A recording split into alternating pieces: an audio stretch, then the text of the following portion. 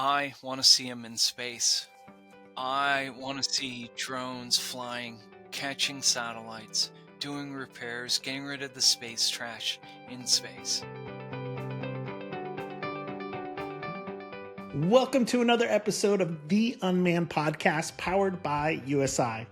Today we're going to sit down with Pete Kalitzidis. It's a little bit difficult name to say. He's the Senior Robotics Program Manager for New York Power Authority. NEPA is the largest state public power organization in the nation. They operate 17 generating facilities and over 1,550 circuit miles of transmission line. And they're also leading the transition to a carbon-free New York. Pretty cool. In this episode, we get to learn about how that one company can have over 140 use cases, and we'll also discuss how autonomy affects those use cases. And finally, we'll go to space. I'm excited to share. Let's go. Hey, Peter, how are you doing today? Living the dream, sir. How are you? I'm great. I like to figure out where my guests are on the globe. So where are you located right now? I'm based out of White Plains, New York, sir. Yourself? Tropical Charlotte, North Carolina. It's actually really beautiful.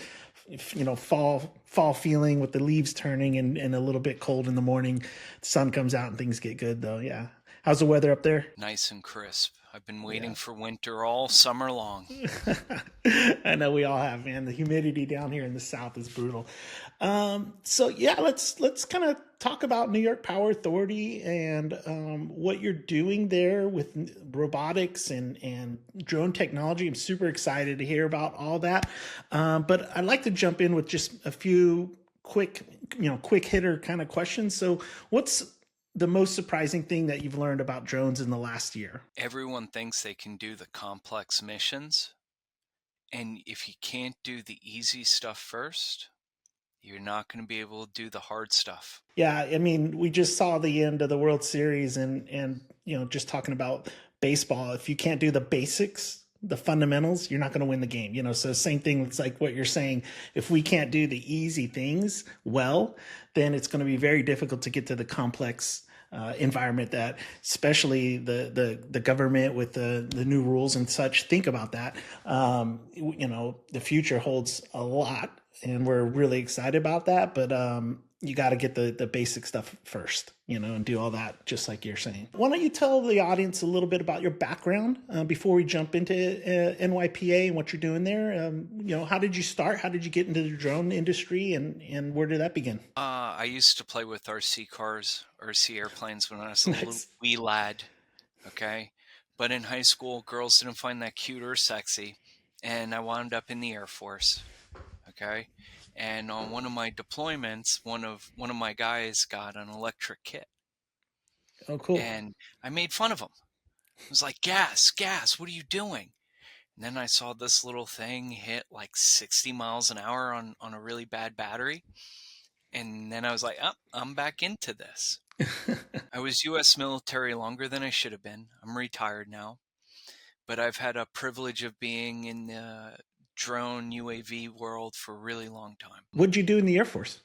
Was weapons troop. Okay. Yeah, I was an Army. I was a Black Hawk guy, so we got a little bit of A-10s. Poquito, a little bit better airplane, just a little bit. Those things are beasts, man. They could be missing wings and still come home. I mean, I love the A-10. That's a great aircraft. The best, worst mistake of my life was the military. Okay. But what it really taught me was it's okay to be a nerd. So from there, I've worked for a variety of different startups, different groups. And I've been for over a decade now. Now I'm here at the Power Authority. And what we really are trying to do here is bring it to the everyday person. Back in the 333 days, you needed a pilot's license. And I was adamant not to go to a 107. I was begging the FAA, no 107. And then when we see what DJI and others have done with the ease of flight, right? The first autopilots, we didn't have auto stabilization, ADI hold. It came in full manual. You needed to know what to do. Good luck finding a system that comes from the box in manual mode. That doesn't exist. And that's where we really try to get everyday people using these tools. Yeah, you're right, and that's exactly what they are, is tools, and that's what excites us at USI, is seeing how people are using drone technology across just so many different use cases, and I'm sure New York Power Authority has got multiple use cases as well. So how do you identify and prioritize what use case is going to be, the priority at New York Power Authority, and which ones are you going to be like, oh, let's wait on that one? The great thing about making it a tool is I don't know what a lineman does. I've seen what they've done. I've followed them endlessly, and I can follow them again next week. And I have learned one thing. I don't know this from that on what a lineman actually does day to day. The foresters, is it a maple? Is it a redwood? Is it a cherry tree? I don't know. To me, it's all a tree, and I don't Yeah, care. yeah. But the end user knows this stuff. So the way we tackle use cases is really simple. Does it make you more efficient on your day-to-day tasking? Can it be repeated? Can I fly it once, save that flight path, and then have it automatically do it again the next time you're on site? That's how we try to tackle it. Some crazy ones we've gotten, flamethrowers on drones to burn away Nylar balloons. We get very few balloons. I don't want a flamethrower. Um, we've gotten a variety of different things, but at even if we try doing really hard use cases and they fail, that's not a failure. Was the camera not adequate? Did we need to do something with training? Did the data capture work, but the data processing fail? Where in this chain on this workflow did it fail and why? Once you set that, your failures are now wins. Every 6 months, every year, there are new systems that could come out. We bump it to our existing list. What has changed? Can we revisit these old ones? Right now, we're working this year on 176 different use cases. Whoa, that's incredible. Okay. And But out of all of that, if I'm lucky, I'll maybe have about 40 that I can create SOPs behind. that's amazing. I wouldn't even think that there would be such a large list of use cases, and I'm sure each one of those has some argument that makes sense, and in some way you're like, yeah, okay, that makes sense. However, we're going to lower that on the priority because it might be just a little bit wild, or we don't need that immediately, or something like that. It's out of the box thinking. Yeah, Okay. Why was the Phantom so beloved back in the day by us all? Because we figured out what the hardware can do and we tried to figure out how can we use it to our advantage. yeah, yeah, We have a use case looking for goose poop. Now, everyone's going to turn around and tell me that's a really expensive use case to go chase down geese and figure out where they've went to the latrine. yeah, Great. But what am I thinking about on the back end? Well, now I'm flying the parking lot. Now it's crack propagation, it's erosion, it's hmm, site management, it's is there standing water? That one flight, yes, is for goose poop, but the end deliverable of what it can be applied to is countless. That is scaling your program. One data set, 15 problems that you don't even know existed. That yeah. is where we need to get into thinking. No, that's super cool. And I think that comes along with newer software that can take all of that imagery or telemetry, or any other kind of data set, parse it out, and especially with AI nowadays, super powering the ability to digest that data and make it useful for those various use cases that you just talked about.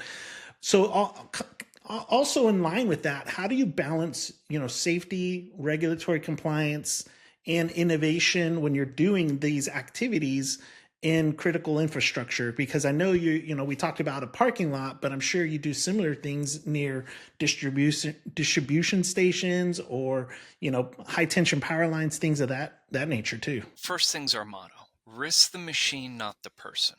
Hmm. Okay. If we crash, we'll get the replacement the next morning. and it will be the same exact model, same exact flight characteristics. It's replaceable. Our employees get hurt. They're not replaceable. That's right. You cannot replace them tomorrow morning. So that's number one. Number two is our three steps in creating a use case. And this one's really out of the world. Okay. You ready for them? It's really hard. Safety, safety, safety. If Yeah. we're not being safe, then there's no business for us doing it. Okay. I can't say this is going to make us more efficient, but then I put people at risk. That doesn't matter. Yeah. We're a safety oriented organization. There's nothing that trumps safety. And that's exactly how you have to look at it. I mean, the whole point of using a tool is to assist the human. And I'm talking about any tool, a crescent wrench or a screwdriver. It's to make the effort, less, and then protect the human. And so if you're using drone technology and putting people into harm's way or increasing risk, then you're defeating the purpose of using that technology. So I think that's a great way of putting it. And I saw on your LinkedIn as well that statement, risk the machine, not the humans. And I thought that was a great statement. And I think most of our colleagues in the drone industry are starting to think that way, where it might have been initially they were thinking about how can this increase efficiency or how can I make more money using these systems. But now we've started to grow into that aviation mindset of safety first. So I think that's very interesting. I see a lot of organizations across, and they're like, we want remote ops. We want BV loss miles Yeah. away. Yeah. Okay. There's a reason why the Air Force has a 15, 16, A-10, F-22, F-35. Yeah. Okay. If one Yeah. aircraft can do it all, trust me, the Air Force would already be doing Yeah. it. Okay. Yeah. Having a specialized tool that people can use at their disposal, you got to build to that, right? Remote operations, we were one of the first in the nation to receive that. And I'll be honest with you, when I got it approved, I looked and I said, what did we just do? What Okay. did we sign up for? Correct. Because I didn't think my first waiver for remote ops would get approved. Yeah. Okay. Yeah. I thought we were going to get it rejected and then I can have a measuring stick. It got approved. We didn't go run out to go do it. We went right Yeah. to New Air and began testing. What's our SOPs look like? How do we do inspections? What do we classify a good mission versus a bad mission? What is the risk profile? How do you measure this stuff? That takes a lot of legwork. But once you have that, that's your shoes are tied nice and tight. If I get hit by a bus tomorrow morning, I need to make sure this program doesn't come down on itself. That's right. Yeah. Okay. Yeah. I don't want to be I would love for me to turn around and be like, guys, I got fired. I automated my job away and NIPA said they didn't need me anymore. That's what I want. And you talked about different tools for different use cases. It's just like an airline. They have a 737, 747, for different sizes for different reasons.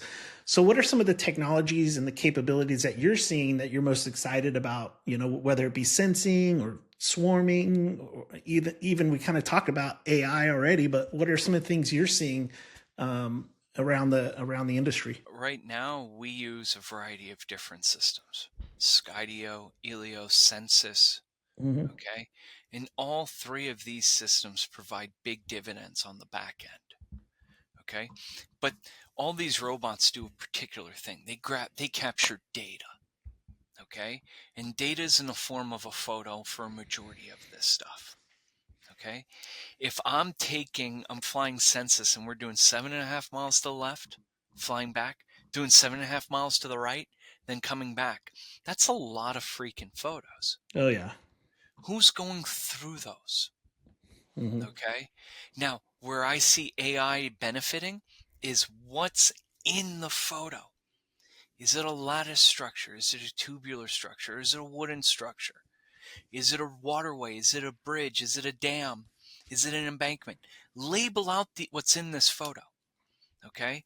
I beg everyone, if you're an Android or an Apple user, open up your photo Go to a search and type in car, type in Batman, type in Superman. See what comes up. That's what I want from my utility. Yeah. Okay. I want to see every lattice structure that we have.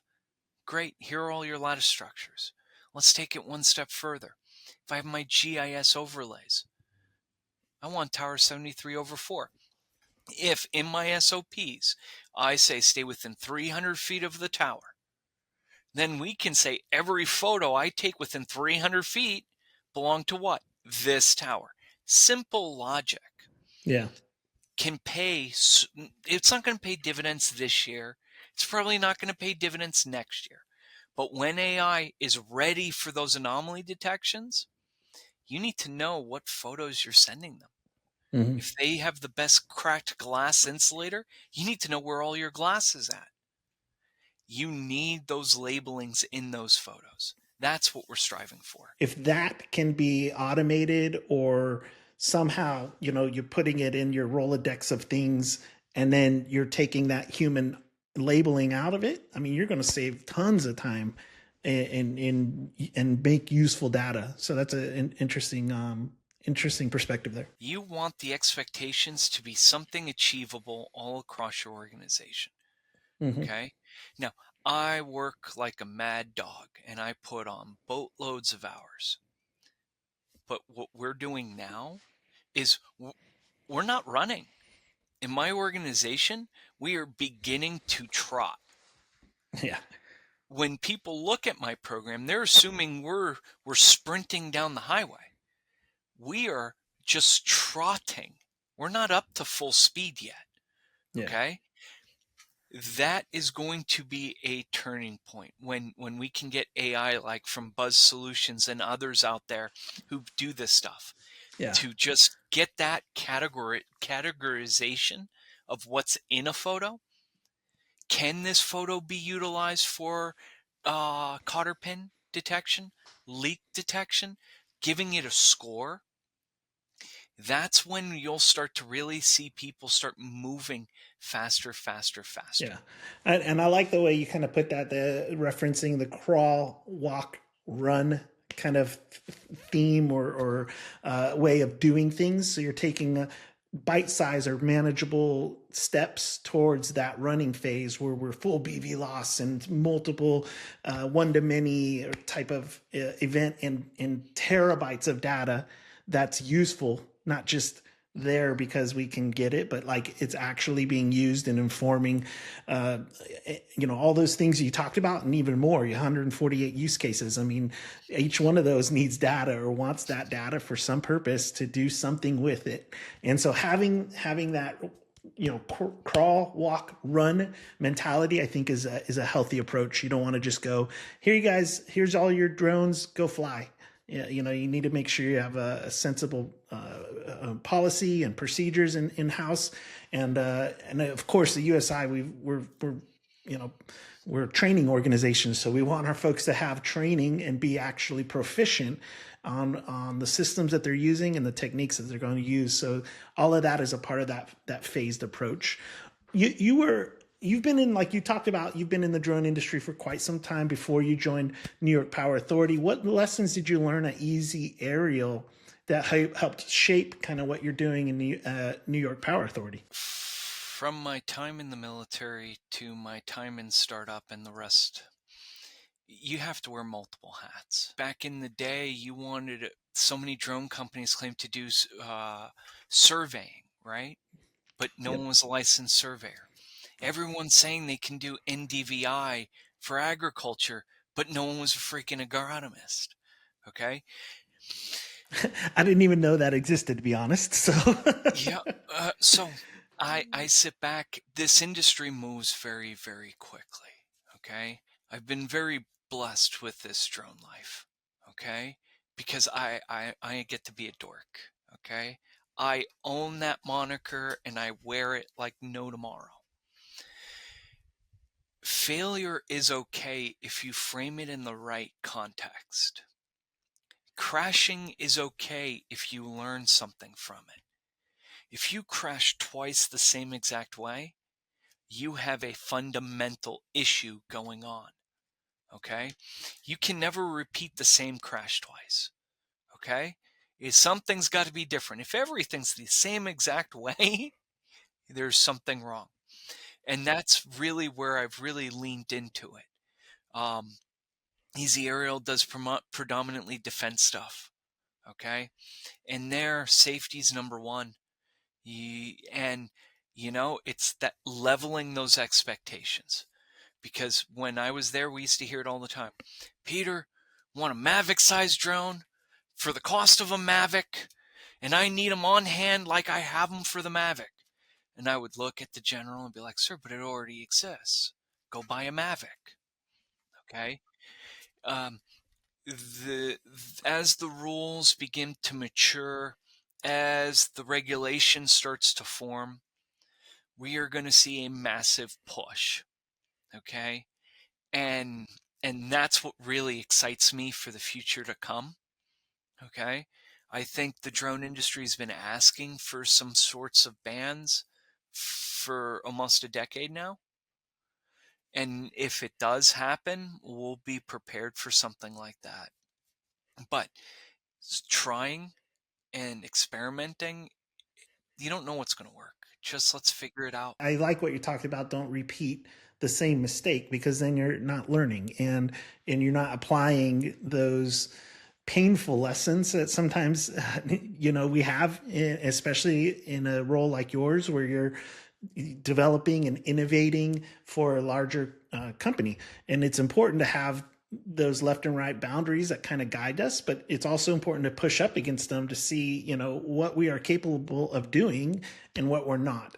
So along those lines, how do you build and lead those cross-functional teams? So you probably have some test pilots, you probably have some engineers that you're working with, some operations people, like you talked about, those technicians. How do you lead those cross-functional teams? Take them and you go flying. All You right. get a drone, a robot in their hands, and you go out and you just start experimenting with them. See what will work. I learned something. I can take any department, and you can do this anywhere. Take one group of people, same job, hand them a drone, teach them how to fly it. 30 minutes later, come back and ask them, how would you use this? And you'll never hear the same idea twice. What the hell do I know about other people's jobs? These are people who've been doing this job for 30 plus years. Yeah. And then I'm going to come and say, oh, hold the phone here. I have what you needed this whole time. What are they going to tell me to do? Take a long walk off a short pier. But if I go and I engage and I'm like, look, I got this new technology, but I don't know from this, from that. How would you use it? Yeah. Where do you think is the biggest benefit? No one likes it when a corporate guy from a headquarters shows up and tells them what to do. I Yeah. have brand new steel toe boots. I have FR gear that doesn't have any oil or holes on it. I look pristine. What the hell do I know about what you do? Yeah.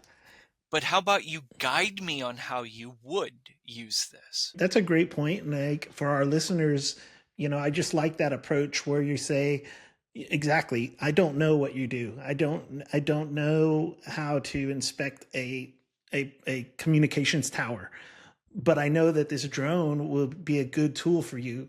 Let's work together and see how to implement that, how to integrate that drone technology into your process. And I love that approach. And I think like I would like to think most folks do it, but you bring an interesting perspective with that. Coming in clean, you got to earn that trust. You got to earn the believability of what you're telling somebody and what you're trying to teach or show somebody, and that's important. We used to make jokes when I was back at Amazon that Jeff Bezos could walk into a warehouse and he wouldn't know how to pick a single item from his warehouse because things had changed so many times since he was last in a warehouse actually doing it. And it might be similar with you have so many people using drones, you might lose a little bit of that vision as well. How do you combat that? Just staying engaged? Well, look, when I first started here, we only had 21 107 pilots. Now we're up to 146 across the state. Wow. Okay. These aren't designated drone pilots. These are foresters, linemen, INC Yep. technicians who happen to use a drone. If I want this program to be successful, then I need to be there with the end user. And then I need to rush my butt back to my corporate office so I can start working on budgeting and strategy and FAA compliance. That's part of the game. And I apologize ruthlessly over the past 2 years because I can't be in that field every day like I should be. So I trust my team to do it for me. And I go out when we need when there's a problem or we hit a choke point with progressing some way. I come in, I ask a bunch of stupid questions, and then it starts moving again. It's a unique perspective, especially having so many use cases. I think is kind of, to me, it would be a daunting task, but it seems like you're managing it well. What are some of the other things you do with regard to trading off between a pilot? We talked about it earlier, a piloted aircraft with hands-on, and using the autonomy on some of these machines. Like, how do you adjust or do you train that? I would love for us not to need any pilots. I want to get to a day when you need to walk that switchyard and you look at your boss and you say, why am I walking it? Is the drone down? Is the robot down? That's where I want to get to. Okay. So I don't have the numbers for 2025. Numbers for 2026 were about 87% automated flights. That means the flight path has been evaluated. The deliverable has been defined on what is required, and then it's just repeated missions. Security guards pick up and do sweep left, and Yeah, drone will fly, take the same pictures, same exact way. So now you're more of monitoring a sensor in flight than actually having hand stick control. Now, from that, there are some career fields like transmission, line work. That can never be automated. I can automate from high altitude, but doing a comprehensive shot list, that will never be automated away. yeah, In my short time, I've seen them twisted, tilting, and on the ground. And you're like, whew, too many variables. But when we sit back, it's really automation is where we want to go. It, yeah, and and keeping the human in the loop. AI is not, I am working diligently on AI and I am a nerd and I read a lot about it.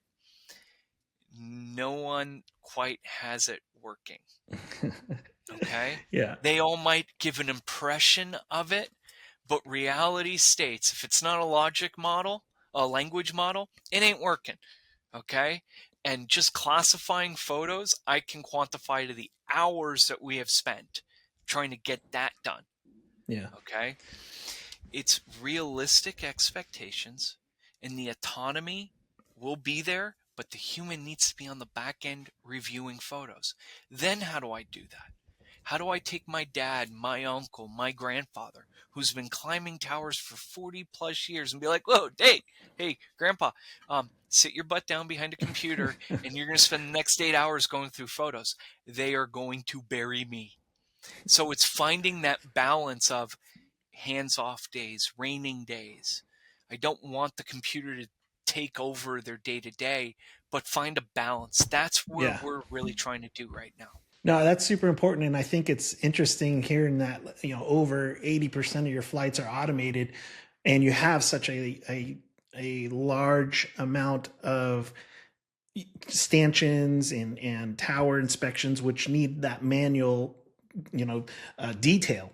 So even with all of those requirements, you still had 80% of your flights, over 80% being automated. That's an interesting number. That's interesting to think about, and I think our users would appreciate that, because as they're going into using drone technology, I think some folks are hesitant to use autonomy sometimes. I think they're a little, because they're unsure of it and they don't want the device flying on its own when they could fly it with their hands. But I think it's a matter of being comfortable. Matt, I will tell you this right now. I am the best darn pilot you'll ever meet. I can fly anything you want, Yeah. okay? But I can tell you one thing. I've flown massive acreage, mileage. That automated is amazing. I have seen the 3D scan capability from Skydio, and I've sat back and I'm like, where's that drone going? And uh, pucker factor, and then realizing it's doing it seamlessly, perfectly, is phenomenal. Yeah. Yeah. It's Okay. amazing. A robot's really good at some things, and flying is getting there, right? like, Yeah. like if we wanted this to be pilots, we would have mandated pilot licenses. Yeah. Pilots are a bad part of this. That's where all the mistakes happen. I was a pilot and I made some terrible decisions. So yeah, you're right. If you had automated that away, there would be, much more safer operations. Finally, in kind of closing and wrapping this up, great conversation, by the way. I love hearing and being able to peek behind the curtain and hear about 140 use cases and autonomy and things of that nature. Super cool and super interesting. One of the things that you said earlier is you go and fly with these engineers and you go out there and you let them fly, and then you say, hey, how can we use this?